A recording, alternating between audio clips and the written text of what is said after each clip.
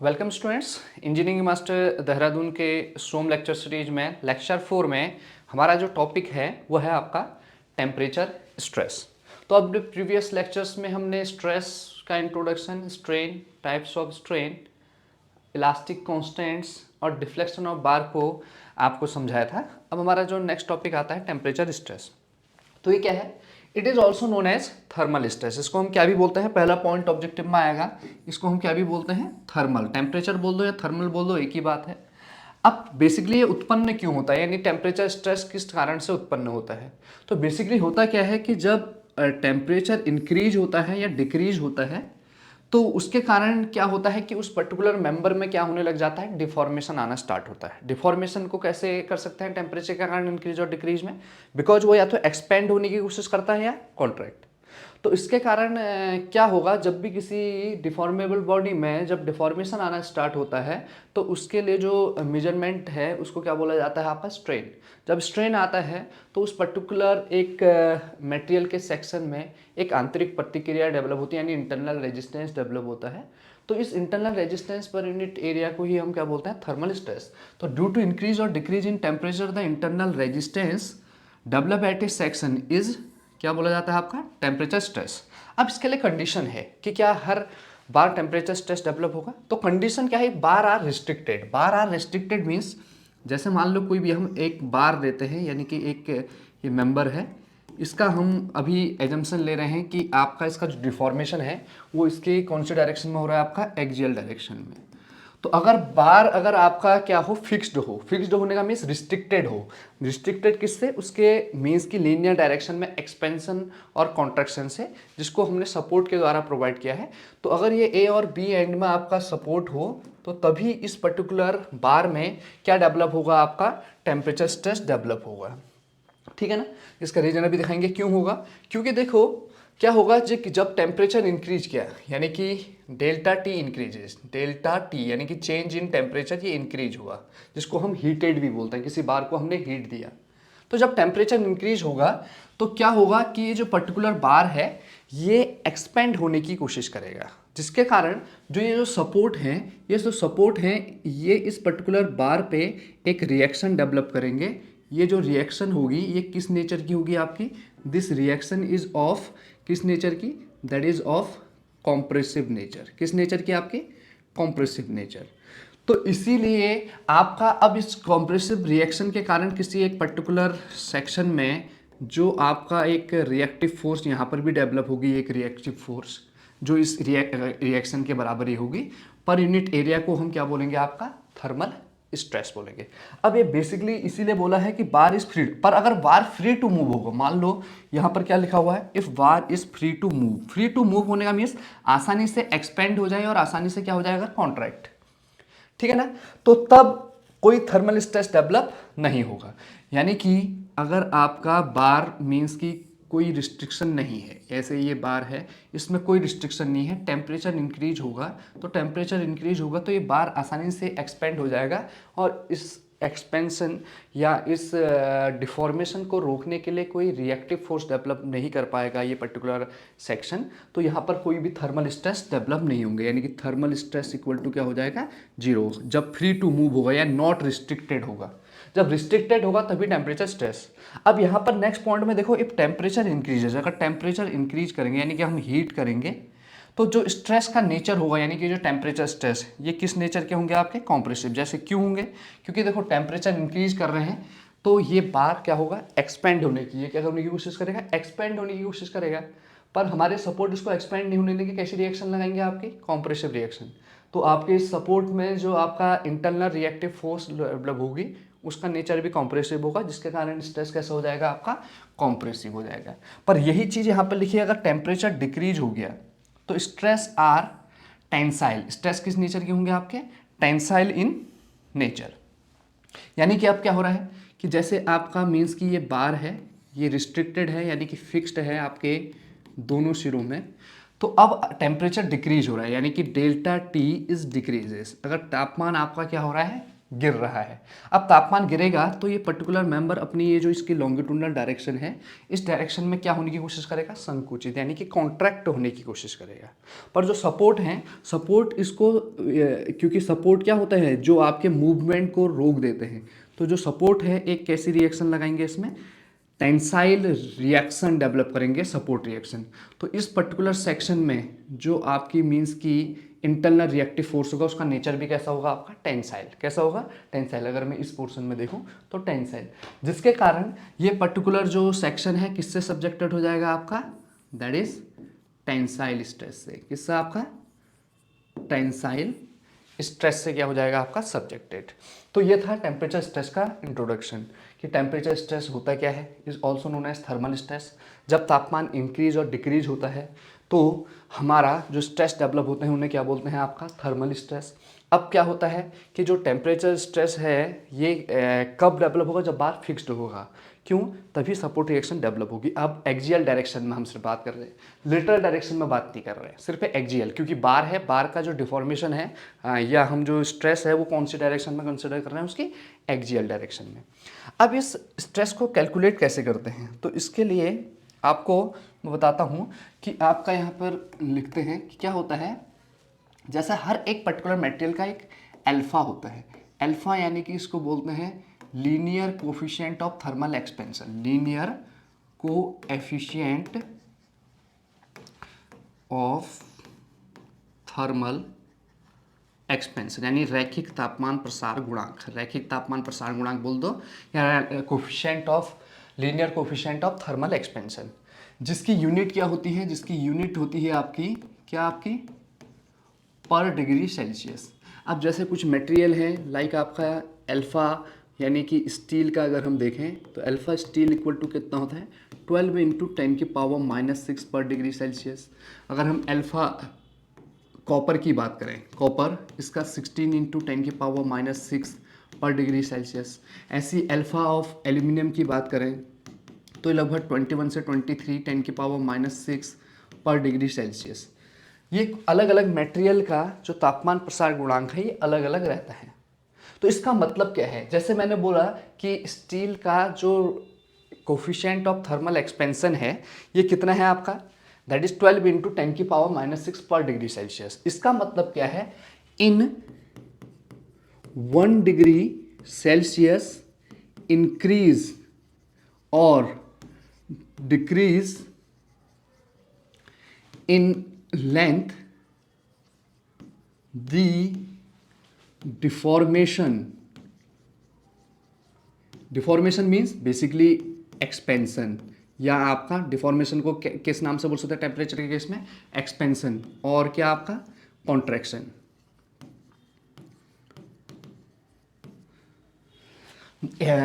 Decrease in length, the deformation in per metre length, in per metre length is equal to कितना होगा आपका, 12 गुणा 10⁻⁻6, यानी कि अल्फा के बराबर। यानी कि पर डिग्री सेल्सियस होने का मीन्स कि आपका 1 डिग्री सेल्सियस जैसे ही इंक्रीज या डिक्रीज होगा स्टील में लेटेस्ट टेम्परेचर में, तो ये जो स्टील का बार है ये 12 इंटू 10⁻⁻6 यूनिट या इतने अमाउंट में पर मीटर लेंथ में इतने मीटर या तो इंक्रीज हो जाएगा या क्या हो जाएगा आपका, डिक्रीज। अगर टेम्परेचर इंक्रीज होगा तो इतना एक्सपेंड होने की कोशिश करेगा, और डिक्रीज होगा तो इतना कॉन्ट्रैक्ट होने की कोशिश करेगा, यानी कि सिकुड़ने की कोशिश करेगा। ठीक है ना। तो in 1 degree Celsius that is increase और decrease in length, the deformation in per metre. In 1 degree Celsius decrease in length, the deformation in per metre length. तो कितना आपका डिफॉर्मेशन हो रहा है, यानी कि इसी को क्या बोलते हैं, the deformation in per metre length को ही हम क्या बोलते हैं, अल्फा। क्या बोलते हैं आपका, अल्फा। इतना अल्फा हो रहा है। तो अगर 1 डिग्री सेल्सियस में, लेट अस 1 डिग्री सेल्सियस में ये पर्टिकुलर मेंबर कितने अमाउंट में बढ़ गया आपका, अल्फा अमाउंट में, कि 1 डिग्री सेल्सियस हुआ तो ये इतना अमाउंट में बढ़ गया। तो लेट अस मैंने बोला इफ ये पर्टिकुलर जो बार है ये कितना हो गया, कि लेट अस ये आपका हो गया कितना, इन डेल्टा टी अमाउंट में। मान लो इसको मैंने, इसका स्टैंडर्ड टेम्परेचर था 30 डिग्री सेल्सियस। अब इसको मैंने बढ़ा दिया 50 डिग्री सेल्सियस, तो कितना डिफॉर्मेशन हो जाएगा? तो 30 से 50 में कितना हुआ? 20 डिग्री सेल्सियस क्या हुआ आपका? इंक्रीज हुआ। तो अब 1 डिग्री सेल्सियस में स्टील कितना बढ़ रहा है? 12 गुणा 10 की घात -6, यानी कि जिसको हम अल्फा बोल रहे हैं। तो 20 डिग्री सेल्सियस में कितना हो जाएगा? 20 गुणा अल्फा अमाउंट में। तो यानी कि इन डेल्टा टी इंक्रीज और decrease in temperature, the deformation per meter length, the deformation in per meter length, in per meter length कितना हो जाएगा? जब आपका 1 डिग्री सेल्सियस में इतना हो रहा है अल्फा अमाउंट में, तो डेल्टा टी अमाउंट में कितना हो जाएगा? सिंपल सा अल्फा डेल्टा टी। अब इसी चीज़ को क्या बोलते हैं बताओ? Deformation in per metre length को सोम में क्या बोला जाता है? स्ट्रेन। तो इसी चीज़ को क्या बोला जाता है आपका? अल्फा डेल्टा टी को ही क्या बोल देते हैं आपका? Temperature strain. क्या बोल देते हैं आपका?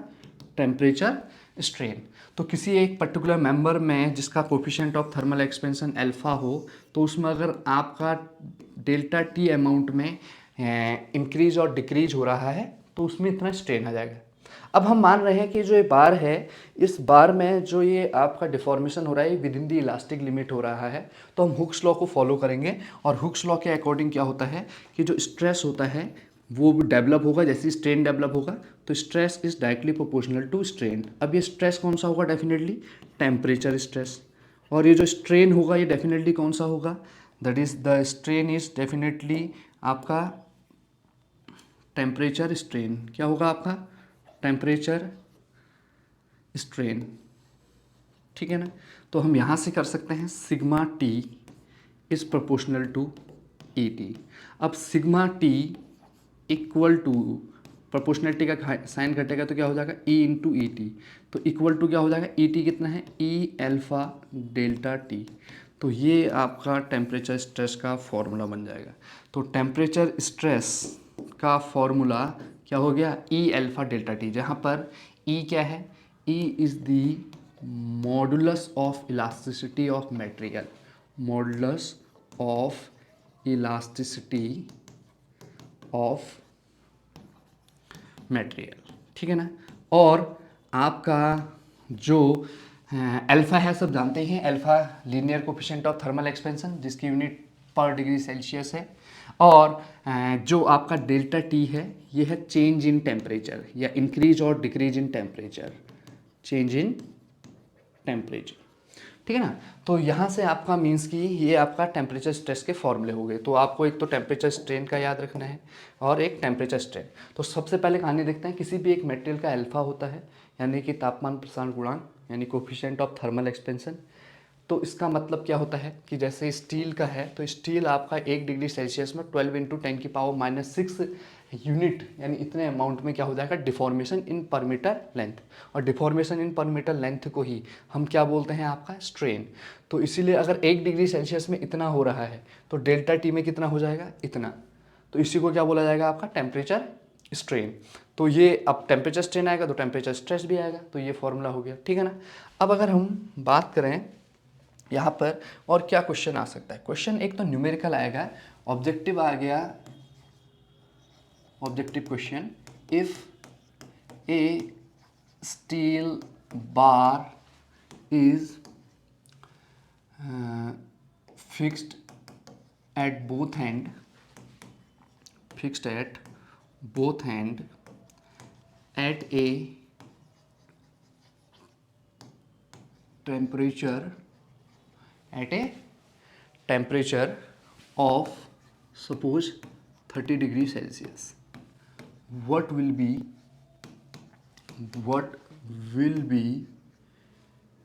temperature stress at 22 degree Celsius if E of the steel is 2 into 10⁶ kg per centimeter square and alpha of the material is 12 into 10⁻⁶ per degree Celsius. 12 into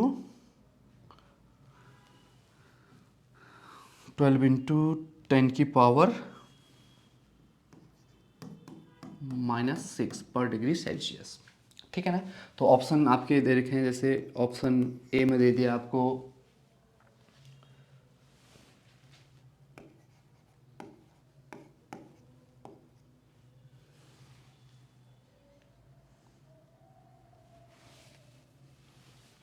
okay. तो ऑप्शन ए में दे दिया आपको 1 minute, ठीक है, 162 mega, या sorry mega नहीं,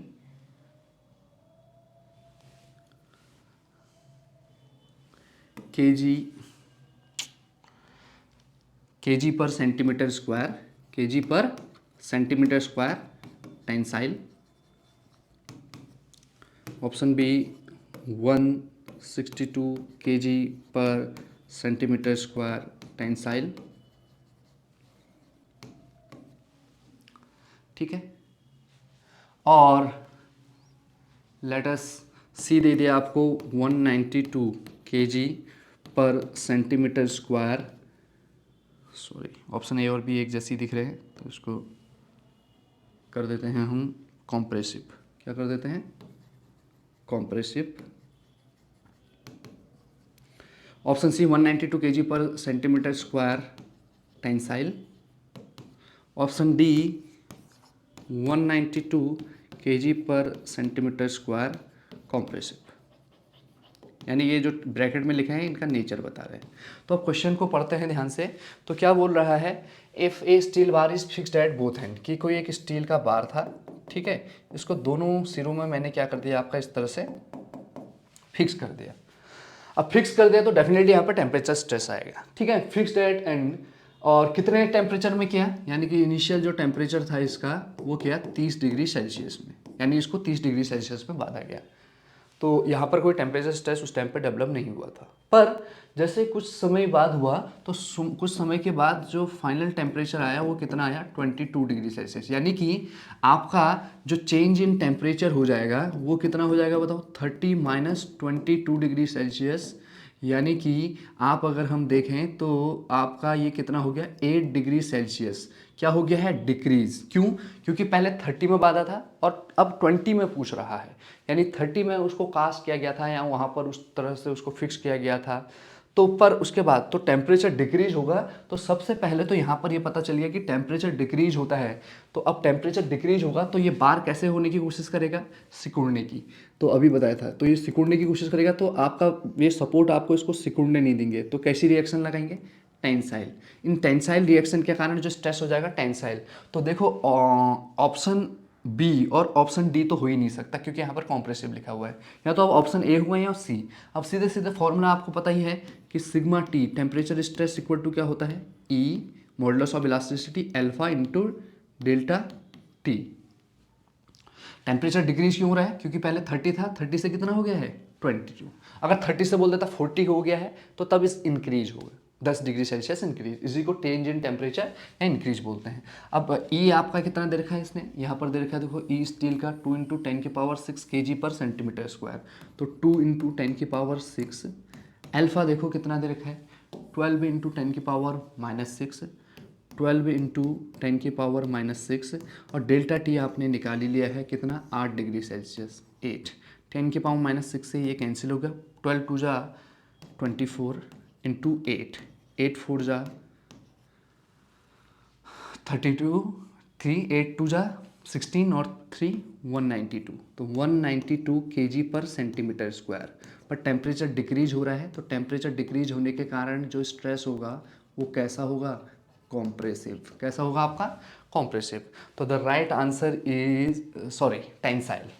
temperature decrease होगा तो कैसा स्ट्रेस होगा आपका, टेंसाइल। कैसे पता करना है आपने, जब टेम्परेचर डिक्रीज होगा तो बार सिकुड़ेगा, पर रिएक्शन कैसे लगेगी, कैसी रिएक्शन लगेगी आपकी, टेंसाइल रिएक्शन। कैसी रिएक्शन लगेगी, tensile.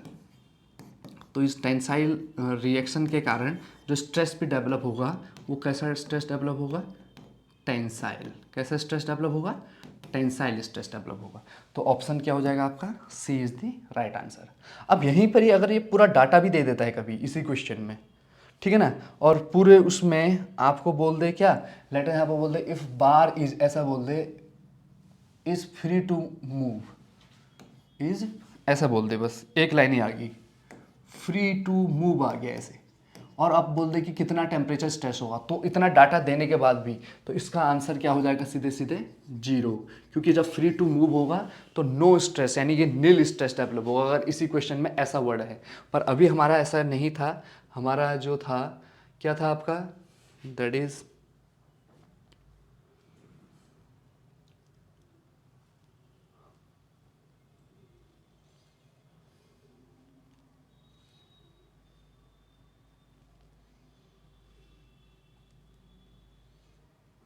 Fixed at both and, हमारा अभी क्या था, फिक्स्ड एट बोथ एंड लिखा हुआ है, तो तब हमारा टेम्परेचर स्ट्रेस डेवलप होगा।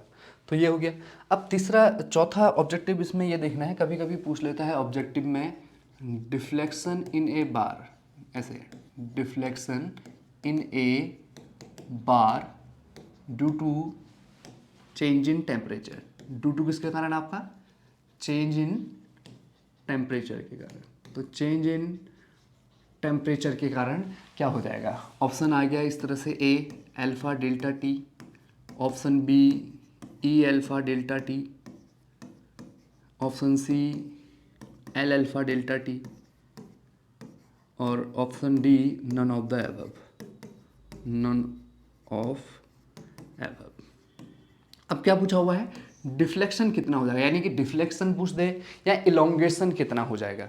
तो अभी हमें पता है, इसका सॉल्यूशन देखें तो हमें पता है कि जो आपका टेम्परेचर स्ट्रेन होता है, अभी हमने टेम्परेचर स्ट्रेन को बताया था, क्या होता है टेम्परेचर स्ट्रेन, किसी एक पर्टिकुलर बार में अगर आपका उसका alpha coefficient of thermal expansion है, उसका मतलब है कि 1 डिग्री सेल्सियस में वो अल्फा यूनिट इंक्रीज या डिक्रीज हो जाएगा। अगर डेल्टा टी होगा तो पर यूनिट लेंथ में वो अल्फा अमाउंट में हो जाएगा, जिसको हम क्या बोलते हैं आपका कितना, दैट इज टेम्परेचर स्ट्रेन, जिसको अल्फा डेल्टा टी बोलते हैं। तो ई टी इक्वल टू कितना हो जाएगा आपका, अल्फा डेल्टा टी। अब हम जानते हैं कि जो स्ट्रेन होता है वो क्या होता है, change in length upon original length equal to क्या हो जाएगा, अल्फा डेल्टा टी।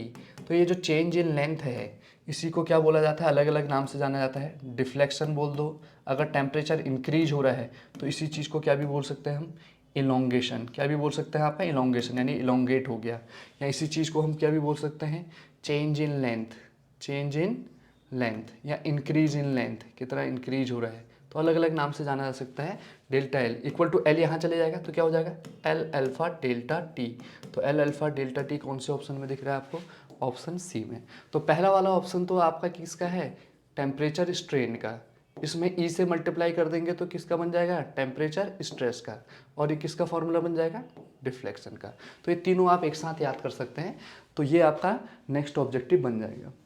अब एक ऑब्जेक्टिव टेम्परेचर स्ट्रेस में जो आपका और बनता है, ठीक है, वो यह बनता है कि आपका सबसे पहले अगर हम नोट लिखाएं तो नोट में ध्यान रखें, जब कोई एक कंपोजिट बार हो, कंपोजिट बार क्या होते हैं, कंपोजिट बार क्या होते हैं, वह बार जो टू डिफरेंट मटेरियल आपका किसी एक सेक्शन में हो, टू डिफरेंट मटेरियल से जो मिलके बने होंगे, ऐसे बार क्या कहलाएंगे आपके, कंपोजिट बार। ठीक है ना, जैसे हमारे 2 बार हैं, सपोज अभी एक बार आपका सपोज ये है और एक बार इस तरह से, ये दोनों आपस में जुड़े हुए हैं, ठीक है, इस तरह से। तो ये बार है आपका स्टील का, सपोज स्टील, कॉपर का बोल देते हैं इसको,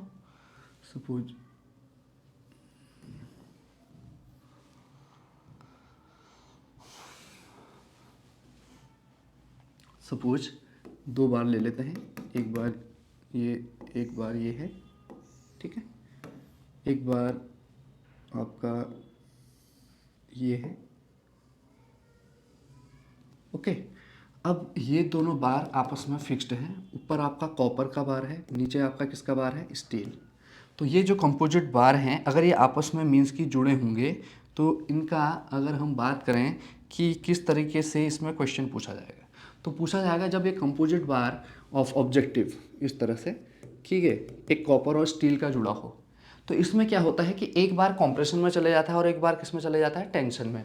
तो इसके लिए अगर मैं नोट लिखाऊं, जब दो बार आपके आपके जुड़े हों, मान लो एक मटेरियल 1 हो, कोई भी दो मटेरियल, एक मटेरियल 1 हो और एक मटेरियल क्या हो आपका, एंड एक मटेरियल क्या हो आपका 2 हो, ये आपस में जुड़े हों, तो केस फर्स्ट ध्यान रखना हमेशा, अगर आपका टेम्परेचर इंक्रीज होगा, टेम्परेचर क्या होगा आपका, इंक्रीज होगा, तो और हम ये मान रहा हूँ कि अल्फ़ा 1 आपका ग्रेटर देन अल्फ़ा 2 है, यानी कि जो पहला मटेरियल है उसका तापमान प्रसार गुणांक, ये नोट इस क्वेश्चन में कैसा पूछा जाएगा, पहले नोट दिखते हैं।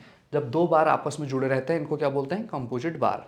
तो अब जैसे कॉपर और स्टील आपस में जुड़े हुए हैं, ठीक है ना, तो पूछ लेगा कि कॉपर बार किस में रहेगा और स्टील बार किस में रहेगा। अगर हमारा टेम्परेचर इंक्रीज होगा, अगर टेम्परेचर इंक्रीज होगा तो कॉपर किस में रहेगा और स्टील। तो इसके लिए नोट लिख रहे हैं, लेट अस कोई भी दो मटेरियल हो, जैसे अभी कॉपर और स्टील है, तो जिसमें से एक का जो तापमान प्रसार गुणांक है वो दूसरे से ज़्यादा हो, तो जो टेम्परेचर इंक्रीज होगा, तो टेम्परेचर इंक्रीज होने के कारण जिसका कोफिशिएंट ऑफ थर्मल एक्सपेंशन ज़्यादा है, यानी कि 1 मटेरियल 1 जिसका ज़्यादा होगा, वह किस में चले जाएगा आपका, कॉम्प्रेशन में। किस में चले जाएगा आपका, ध्यान रखेंगे किस में, उसका रीजन भी अभी बताएंगे, कॉम्प्रेशन में। और जो आपका मटेरियल 2 है, मटेरियल 2 है वो किस में चले जाएगा आपका, टेंशन में। किस में, टेंशन में। जबकि अगर इसका उल्टा हो, केस 2, यानी कि अगर टेम्परेचर डिक्रीज होगा, टेम्परेचर डिक्रीज यानी कि कूल डाउन होगा मटेरियल, तो तब जो मटेरियल 1 है, मटेरियल 1 वो अब किस में चले जाएगा आपका, टेंशन में। किस में चले जाएगा आपका, टेंशन में। और जो मटेरियल 2 है वो किस में चले जाएगा आपका, कॉम्प्रेशन में। तो अब क्वेश्चन ये पूछा गया था, अगर हमारा दो बार कॉपर और steel bar are heated, temperature increase होने का मीन्स क्या बोला गया, हीटेड, तो आपका कॉपर किस में होगा। तो कॉपर का हम जानते हैं यहाँ पे कि अल्फा ऑफ कॉपर जो होता है वो ग्रेटर होता है किससे, आपका अल्फा ऑफ स्टील से। तो यानी कि जो ये अगर हीटेड होगा, जिसका कोफिशिएंट ऑफ थर्मल एक्सपेंशन ज़्यादा होता है, वो किस में चले जाता है, जब टेम्परेचर इंक्रीज करते हैं कॉम्प्रेशन में, तो कॉपर बार किस में रहेगा, कॉम्प्रेशन में। और जबकि स्टील बार किस में रहेगा आपका, टेंशन में। किस में रहेगा आपका, टेंशन में। और ये किस में रहेगा आपका, कॉम्प्रेशन में। तो ये आपको ध्यान रखना है। अब इसका रीजन क्यों है, क्योंकि देखो जिसका कोफिशिएंट ऑफ थर्मल एक्सपेंशन ज़्यादा होगा, जैसे कॉपर का ज़्यादा है, तो अगर टेम्परेचर इंक्रीज होगा तो टेम्परेचर इंक्रीज होने में ज़्यादा डिफॉर्मेशन किस में आएंगे, कॉपर में। और स्टील में क्या रहेगा आपका, कम। पर हमें पता है जब भी ये दो मेंबर इस तरह से पैरेलल में कनेक्टेड हैं इस तरह से, तो इनमें कॉम्पेटिबिलिटी कंडीशन होती है कि जितना आपका स्ट्रेन कंक्रीट में डेवलप होना चाहिए उतना ही स्ट्रेन किस में डेवलप होना चाहिए, आपका स्टील में। और पर अल्फा तो दोनों का अलग अलग है, तो इसीलिए different coefficient of thermal expansion होने के कारण जो कॉपर है ज़्यादा फैलने की कोशिश करता है, पर हम अगर ये ज़्यादा फैल गया तो ये इससे अलग हो जाएगा। तो जो आपका कॉपर है इसको थोड़ा कंप्रेशन के द्वारा हम इसकी ओरिजिनल पोजीशन में लाएंगे, जबकि स्टील जो पीछे रह गया है वो किस में चले जाएगा, आपका टेंशन में। ठीक है ना, तो इस चीज़ को आपने ध्यान रखना है और ये नोट्स को बना लेना है। तो एक क्वेश्चन आपका रटा रटा आएगा, इसको आप देख लेना। जब बार को हीटेड करेंगे तो कॉपर बार किस में रहेगा, ध्यान रखेंगे, copper bar will be in, copper bar will be in compression, पर स्टील बार इन टेंशन। अगर एक ही सिंगल बार हो तो सिंगल बार के केस में तो आपको बताया है, जब टेम्परेचर इंक्रीज होगा तो बार क्या होने की कोशिश करेगा, फैलने की। पर सपोर्ट, उसमें सपोर्ट रिएक्शन कॉम्प्रेसिव नेचर के बनाएंगे तो कॉम्प्रेसिव रिएक्शन। तो ये हमारा एक बार फिर से देख लेते हैं। टेम्परेचर स्ट्रेस एक छोटा सा टॉपिक है और एक क्वेश्चन इससे आपका बन सकता है कोई सा भी। तो टेम्परेचर स्ट्रेस क्या होता है, ड्यू टू इंक्रीज और डिक्रीज इन टेम्परेचर जो स्ट्रेस होता है उन्हें टेम्परेचर स्ट्रेस बोलते हैं। क्या क्या पॉइंट हैं आपने ये समझ लिए हैं, ठीक है ना। तो ये सारे आपके मीन्स कि इनके स्क्रीनशॉट आप ले लेना, ठीक है ना। और ये क्वेश्चन एक अटैम्प्ट कर लेना, और ये डिफॉर्मेशन का और एक कंपोजिट बार का। अब कभी कभी नोट में एक नोट ये भी लिख सकते हैं कि आपका जो टेम्परेचर वेरिएशन को रोकने के लिए, टेम्परेचर वेरिएशन को रोकने के लिए, फॉर टेम्परेचर वेरिएशन हम क्या प्रोवाइड करते हैं, एक्सपेंशन जॉइंट प्रोवाइड करते हैं। क्या प्रोवाइड करते हैं आपके, एक्सपेंशन जॉइंट। ये बेसिकली होते क्या है, कुछ गैप हो गए, जैसे मान लो ये पर्टिकुलर एक बार है, यहाँ पर आपका मीन्स की इस तरह से और यहाँ पर ये है, तो ये पर्टिकुलर चीज़ में यहाँ पर मैंने क्या दे रखा है, एक गैप दे रखा है। तो बताओ क्या इस बार में टेम्परेचर स्ट्रेस डेवलप होगा, नहीं होगा। क्यों? कब तक नहीं होगा? क्योंकि टेम्परेचर इंक्रीज होगा तो ये इस तरह से आसानी से क्या हो जाएगा, फैल जाएगा। तो इसमें इस चीज़ को, टेम्परेचर वेरिएशन को, फॉर टेम्परेचर वेरिएशन कंट्रोल, इस चीज़ को कंट्रोल करने के लिए कि इसमें टेम्परेचर स्टेप ना हो, हम क्या प्रोवाइड कर देते हैं, किन्हीं भी दो मटेरियलों में गैप, जैसे पेवमेंट में हम प्रोवाइड कर देते हैं, क्या प्रोवाइड करते हैं आपका, एक्सपेंशन जॉइंट। ये एक्सपेंशन जॉइंट क्या है, कुछ नहीं है, गैप के फॉर्म में, ताकि इसमें टेम्परेचर स्ट्रेस डेवलप हो ही ना पाए। ठीक है, सो थैंक यू स्टूडेंट्स। तो हमने पहले चैप्टर के लगभग लगभग टॉपिक कंप्लीट कर लिए हैं। अब प्रॉपर्टीज़ ऑफ मटेरियल से और वॉल्यूमेट्रिक स्ट्रेन से कुछ टॉपिक हम आगे लेके आएंगे। So thank you students, thank you.